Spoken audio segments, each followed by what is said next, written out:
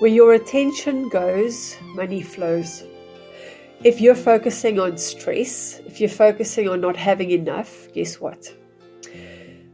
I am going to share with you in this video how you can overcome your abundance blocks, because that's my theme for the week. And let's begin.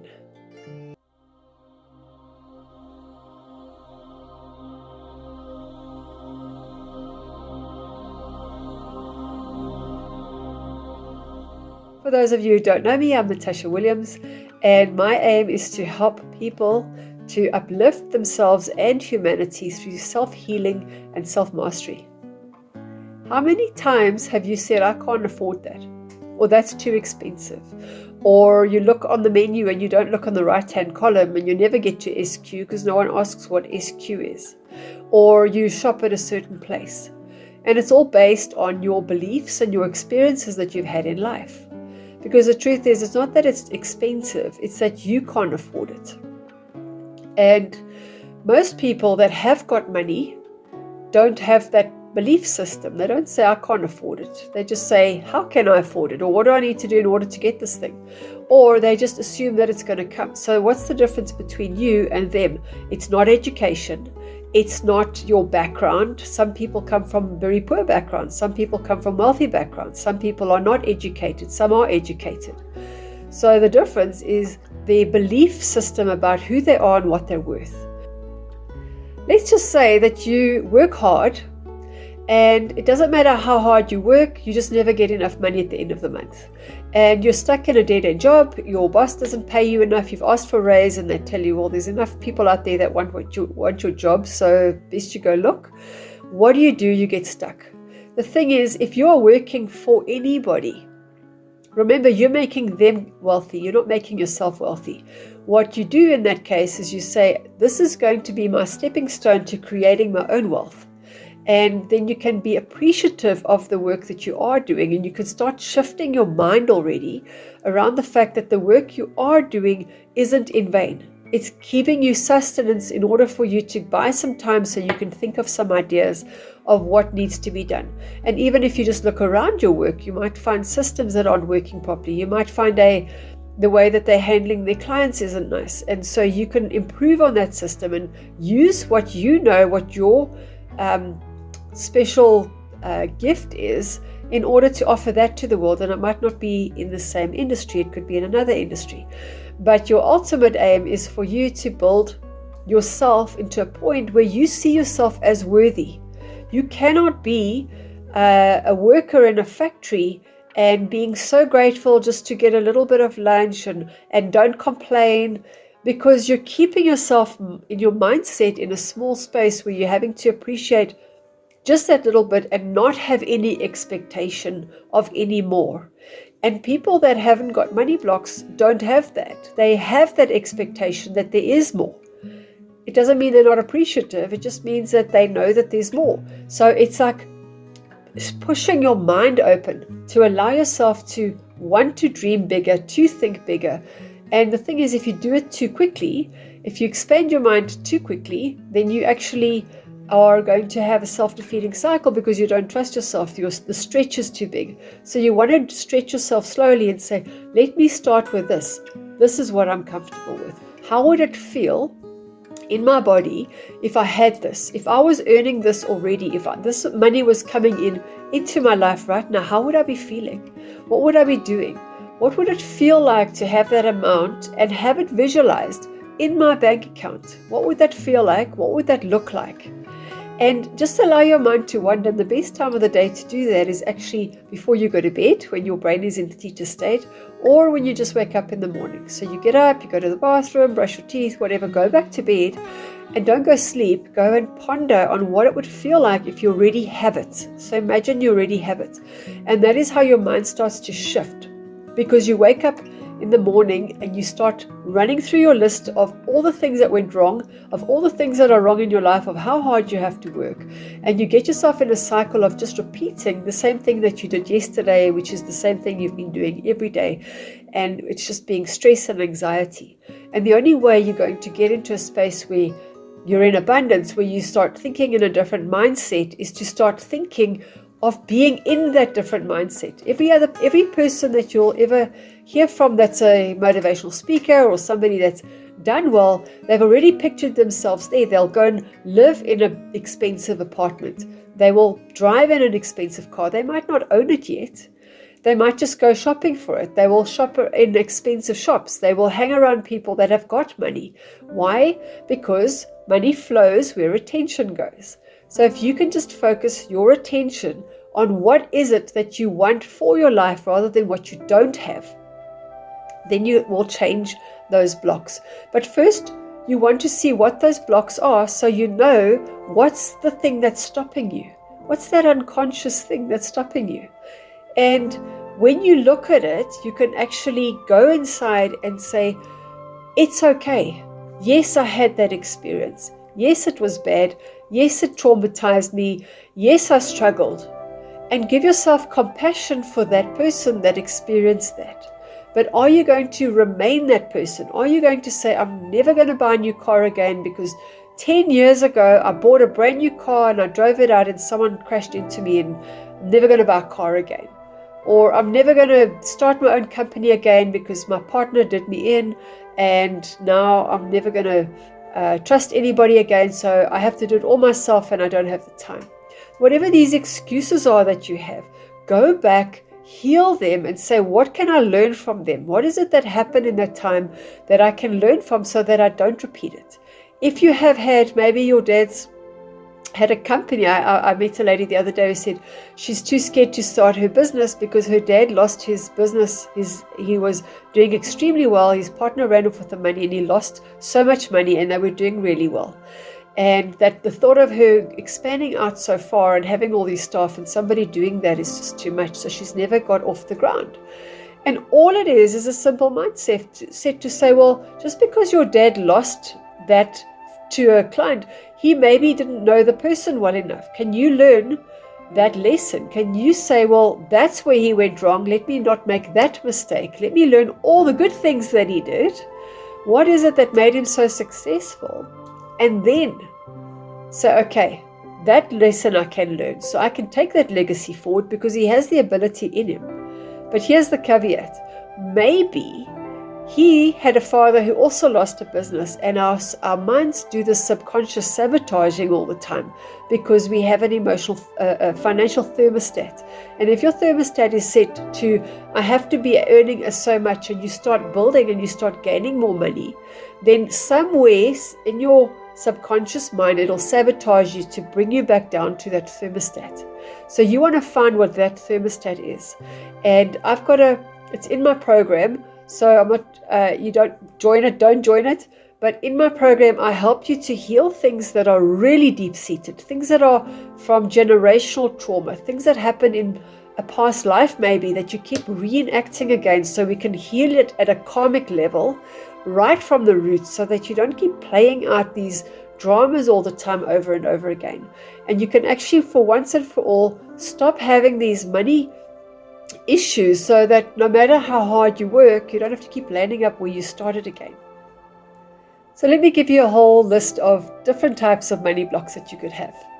You could have past life money blocks where maybe you were a monk or somebody in a past life that made a vow of poverty and a vow of chastity, and you have carried it through in lifetime after lifetime. So unless you clear that vow, you're just going to keep perpetuating this block no matter how hard you work.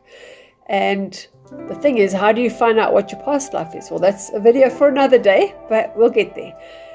It could also be generational. Maybe you're carrying the pain and the trauma of the family. So you might find that on your father's side, there was a bankruptcy or a theft or a loss of some kind of debt. And they were struggling, and their father was struggling, and their father was struggling, and it's just been burdened down all the way. And out of loyalty to our family, we carry that trauma because we say, we will also do it. We will also suffer in honor of you. The truth is, it doesn't benefit anybody by you suffering with them. In fact, it would be more beneficial if you said, thank you for your suffering. It wasn't in vain because of the lessons that I can now learn. I can uplift the family name and live forward in your honor. But you have to clear that first. You have to be able to hand it back. You can't just keep carrying it and just say it and feel it. It doesn't work like that. There could also be a curse, and it is real. And the thing is, whether it's real or not is actually irrelevant. If you believe something to be true, if your subconscious mind believes something at a level that's really true, it's going to hold on to it. So whether there is a curse or not, if you believe that there is a curse, it's going to hold on to that belief system. So the thing is, I actually heard about a lady that went to see a fortune teller. And this lady told her that when she's 59, she's going to die. And she told her a bunch of other things as well. Now, she went to see this woman at about 30-something. So for all these years, she thought she's going to die when she's 59. And a lot of the stuff that this lady said came to pass. And so she lived her entire 59th year saying goodbye to everybody, having closure, because she thought that this is now the end. This is her last year. And so she's going to die now. And she lived all those years living towards this end, inevitable end. And then she didn't die. And so everything that lady had told her just fell by the wayside because she realized it's not true. So even if somebody, and that is a curse, because somebody's told her something that the subconscious picked up on and said, I'm cursed to die. So it could also be that you've had bad childhood experiences. Maybe your family went through difficulties, or they never gave you what you really wanted, and so you believe that you're not worthy. And then there's a whole lack of self-worth that comes in, and your belief about yourself that I'm not worthy, or I need to work hard, I'm not good enough. Maybe if I work double as hard. Or you've picked up sayings that your elders have said to you, like money doesn't grow on trees, or somebody's stinking rich, or they are filthy rich, the negative about it, or money's the root of all evil. And so if you are having a battle with religion and saying it's not saintly to have money, it's not okay to have money, only bad people have money. And the truth is that there's different people that have money, and money doesn't make you a bad person at all. Money is just a currency. It's a way to exchange. It doesn't make you a bad person. What it does do is it highlights the person you are. So the more money you have, if you are a bad person, the more it will show. The more they will be out there creating havoc and doing things that are against humanity. Where if you had more money, I'll bet you wouldn't suddenly change and become this person.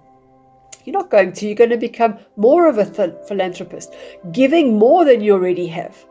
And you can't give more if you're coming from a space of not having enough to give to yourself in the first place. So the world will actually be a better place if there were more people like you that had money that were able to share it with the world. Because those are the people that are actually keeping the economy going. It's not the wealthy people. They're hanging on to it and lording it over everybody. And you're not going to be that person. I don't think so. Otherwise, you wouldn't be watching this video. So those are different money blocks. And it could happen from a trauma that happened to you later on in life. Maybe you worked hard and something happened and you lost a house, or you went through a job loss and you were without money for quite a while. And all of these things are all memories, and they're all stored in your subconscious mind that need to be reframed. Your subconscious mind only works on what you believe to be true. It doesn't judge it. It doesn't say it's wrong or it's right. It just says, that is true. That's the world. So it only says yes. If you say there's not enough money, it says yes. If you say there's not enough love, it says yes. If you say there is enough money, it says yes. And what you want to do is, instead of coming from a space of not having enough, you need to start reframing it to a place of saying, what would it be like if I did have? How would it feel if I did have this? Where would I shop? Who would I be with? Who would my friends be? Because what we want to do initially, and especially when you've been around people your whole life that are also struggling, is they're not going to get you to where you want to be. You want to do that. You want to work hard, and you say to yourself, you know what? I will uplift them. I will share all of that. I will give my knowledge and my expertise. And what you're going to find is some of them might grow with you and others won't. And you then have a choice. You will be at a crossroads where you have to say, do I want to stay here at the cost of belonging to this group, or do I want to move into a place where I'm at a elevated space with people that are also wanting to do stuff with their life. And then from this space, I can grow. And that's entirely up to you. And a lot of people make the first choice. They decide they don't want to grow. It's too familiar. The subconscious hold is too strong for them to say, I want to grow. It's too scary because the fear is, what if I don't make it? It's too dangerous to be outside of there. It's unfamiliar, no matter how uncomfortable they are here. And I heard such a great story. There was a homeless man with a dog, and this dog kept shifting around all the time. It looked so uncomfortable. And a man came up to him and said to him, why is your dog looking like he's in so much pain? He keeps moving around. And the man said to him, well, it's because he's sitting on a nail. And he said, well, don't you want to help the dog? He said, no, he'll move. He'll get off the nail when he realizes it's too painful. And that is where you might find yourself at a crossroad where you say, it doesn't matter whether I'm comfortable or not comfortable, but where I'm staying right now is not comfortable for me. I need to move. And the first place to do it is financial, because without the money to do things in your life, it's very difficult to feel love. You know, they say that when money goes out the front door, love goes out the back door. It's very difficult to do the things that light you up, to bring you joy. Just don't lose sight of the fact of why you want the money. It's not about the money. The money, as I said before, is a currency. It's a method of exchange. Focus on the thing that you do want. Focus on, do I want the money because I want to travel? Do I want the money because I want to be able to eat food that's healthy and nourishing? I don't want to have to be scraping by and living on sandwiches that are not good for my body. I want to have money because if something breaks, then I'm able to afford to fix it. If my car breaks down, I can fix it so I can get my children to school, because that's important to me. And all those things, what does that do for your life? And when you start saying, if I had that money, if I had a car that never broke down, if I was able to travel when I wanted to, and I could travel first class, and that was the life that I wanted. If I was mixing with people that were philanthropists, that were giving, how would my life look then? And if it's too scary, don't make it such a big jump. Make it a smaller jump. How would it look if I lived in a better neighborhood? How would it look if I had a house that was more secure, if I didn't have to worry about people being shot outside my house, or being robbed all the time, or being in a country even where you don't feel safe? You know, and I live in South Africa, so it's not very safe here. The thing is, where I stay is extremely safe. So it's not hard to move. But if you're feeling stuck, that you can't go anywhere, you're not growing, you're not getting yourself out in a place where you feel expansive and that there's an environment that you can live in, then you're going to keep yourself small. And keeping yourself small means you're operating from your fear part of your mind, which is your ego brain. And you want to get out of that. You want to get into a space where your mind is expansive. And you know what happens then? Is suddenly opportunities come to you because your mind is open. Because you're thinking, what else can I have? What else can I experience? The ideas come. It doesn't mean you don't do the work. It doesn't mean you just sit back and wait for the universe to happen. It doesn't work like that. But when you get past those blocks, those things that are stopping you from wanting to grow, the fear of failure, the fear of success, the fear of shining your light and being seen, and having people wanting maybe to take money from you, and having to learn how to put up boundaries, those are all fears. And when you get past that, you're able to get into the growth cycle. But you can't even get to the growth cycle if you don't get to getting past those money blocks, because those are your subconscious reasons or your conclusions for why you are where you're at. So get past those. Get past those conclusions so that you can start actually building the life you want. And then things start happening and they start flowing. But you've got to get past that hurdle first. You can't just get on the highway and drive in your fast car if you don't have petrol in your car. So start there and start saying, what is it that I need for this journey? What is it that is holding me back? Is my car full of stuff that I'm carrying around with me that I don't need, that's going to hold back my journey? Do I want space? What is it that's holding me back from experiencing that? And all it is what's in here. It's not the physical world. It's not lack of resources. It's lack of resourcefulness. And you can't get resourcefulness when you're stuck in a pattern on repeat in your mind the whole time, where your mind is replaying, remember when that thing went wrong? Remember when this thing happened? Remember when so-and-so told you that you're never going to be good enough? Remember when your husband took everything and you left with nothing and you had to start all over again and how hard that was? Remember your age. Remember, you are not old enough. You're too old to start something again. You don't have the energy. You don't have the youth. All of that is an excuse. It's an excuse because there are people that became presidents in the 80s.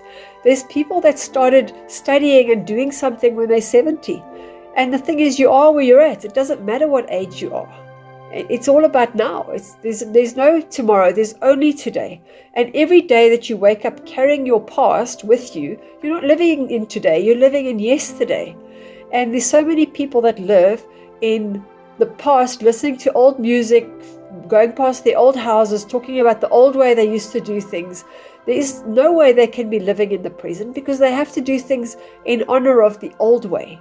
And if you keep doing what you always did, you're always going to get what you always got. So if you want something new, you've got to put something new in. If you want to make a chocolate cake and you keep putting carrots in and wondering why you keep getting carrot cake, then it's time to start looking at what you're putting in. So I hope this helps. And this week, my whole theme is about overcoming your abundance blocks and your money blocks. I've created a whole course specifically to help you clear those blocks, to go deep into the subconscious, to clear it at a karmic level. So you will clear your vows, the curses, the generational trauma, the things that keep coming up and recurring. So you could learn a lesson. You could say, well, I learned from this person had a problem. They had a business partner. The partner took all the money and left. I'm never going to have a partner. Yes, you could learn that. But maybe there's a dynamic that's happening that's underneath it that keeps saying, I'm going to lose my business somehow because it's in honor of the person before. And you want to get to that so you don't keep repeating that. And the course is specifically designed around how you can actually go back into that generational trauma and heal it so that you don't have to keep repeating it. And it's done with complete love and complete compassion. And it's not hard. It's guided. It's step by step to help you. So if you're ready and you want a shift in your life, you want to change, then just click on the link where my website is and it'll take you straight through to the course, and you will get your money back with just one idea that will come out of you having removed that blocks, will pay for more than anything else that you would have ever done. Because to keep doing the same thing over and over again is just going to keep you back. Thank you for watching, and I look forward to hearing from you. Let me know what your thoughts are in the comments below.